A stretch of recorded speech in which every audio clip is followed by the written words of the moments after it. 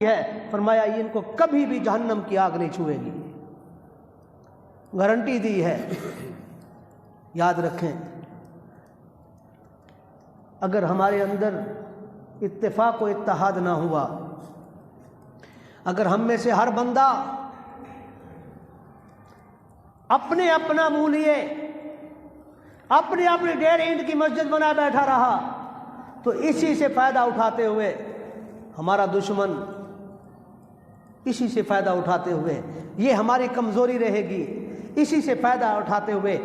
آج دوسرے کی باری ہے تو کل ہماری باری ہوگی، پرسوں کسی اور کی باری ہوگی، اسی طرح سے کر کے ترنے والا سمجھتے ہوئے وہ ہم سب کو شکار کرتا رہے گا۔ اگر ہم میں اتفاق و اتحاد ہوا، جس کے لیے اللہ تبارک و تعالی نے اپنے حبیب، میرے حبیب علیہ الصلوۃ والسلام نے یہ حکم دیا ہے، مثال دی ہے، فرمایا مومن ہو، لا الہ الا اللہ محمد الرسول اللہ کہنے کے بعد تمہاری ذمہ داریاں ختم نہیں ہو جاتی کہ تم سمجھو کہ صرف لا الہ الا اللہ محمد الرسول اللہ کہا تو کافی ہے، اس کے بعد ہم جنتی ہیں۔ فرمایا نہیں، فرمایا اس کے لیے ضروری ہے کہ اگر تمہارا مسلمان بھائی کسی جگہ پر تڑپتا ہے تو اس کی تڑپ اپنے دل میں محسوس کرو، اگر وہ تکلیف میں ہے تو تمہیں تکلیف ہونی چاہیے، اگر وہ پریشانی میں ہے تو تمہیں پریشانی ہونی چاہیے۔ میرے حبیب نے فرمایا مومن کی مثال ہی ایسے ہے، ایک جسم کی طرح ہے، جس طرح سے جسم کا کوئی عضو اگر بیمار پڑتا ہے یا تکلیف ہوتی ہے تو پورا جسم تڑپتا ہے، فرمایا مومن بھی اسی طرح سے ہیں۔ معزز سامعین، جیسے آج جمعۃ المبارک ہے، ایک صحابی رسول صلی اللہ علیہ وآلہ وسلم، ان کا نام عراق بن مالک تھا، نماز پڑھی، نماز جمعہ ادا کی، جس رسم میں اور آپ ادا کریں گے انشاءاللہ، اللہ تعالیٰ نے زندگی دی تو نماز ادا کی۔ فرماتے ہیں ان کا معمول تھا، نماز ادا کی، نماز ادا کرنے کے بعد مسجد کے دروازے پر جا کر باہر جا کر کھڑے ہو جاتے،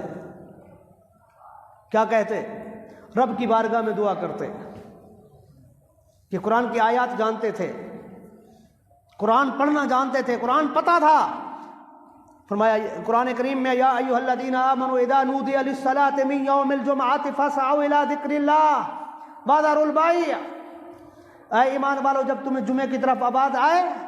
جمعے کی آواز آئے، اذان کی آواز آئے تو دوڑ کے جاؤ مسجد کی طرف، نماز ادا کرو، نماز ادا کرنے کے بعد اللہ تعالیٰ کا رزق تلاش کرنے کے لیے نکل جاؤ، اللہ تعالیٰ تمہیں بہترین رزق عطا فرمائے گا۔ وہ صحابی کیا کرتے؟ مسجد میں سے چاہتے کھڑے ہو جاتے، گیٹ پر کھڑے ہو جاتے، رب کی بارگاہ میں دعا کرتے ہیں، مالک و مولا، یا خالق کائنات، میں تیرا حکم مان کر آیا ہوں، بھاگتا ہوا آیا ہوں، تیرا حکم مانا ہے، آ کر میں نے نماز ادا کی ہے، تیرے حکم پر لبیک کہا ہے، آ کر نماز پڑھنے کے بعد مالک و مولا تیرے گھر سے رزق کے لیے نکلا ہوں، مالک میں نے تیرا حکم مانا ہے، مالک تب تو اپنا وعدہ پورا کر دے، میں نے تیرا حکم مان لیا ہے، اب تو اپنا وعدہ پورا فرما، رزق میں برکت عطا فرما۔ فرماتے ہیں وہ بندہ کبھی بھی اس کے گھر کے اندر کبھی بھی کسی قسم کی کوئی پریشانی نہیں آئی، مگر ہم اپنے آپ کو دیکھیں،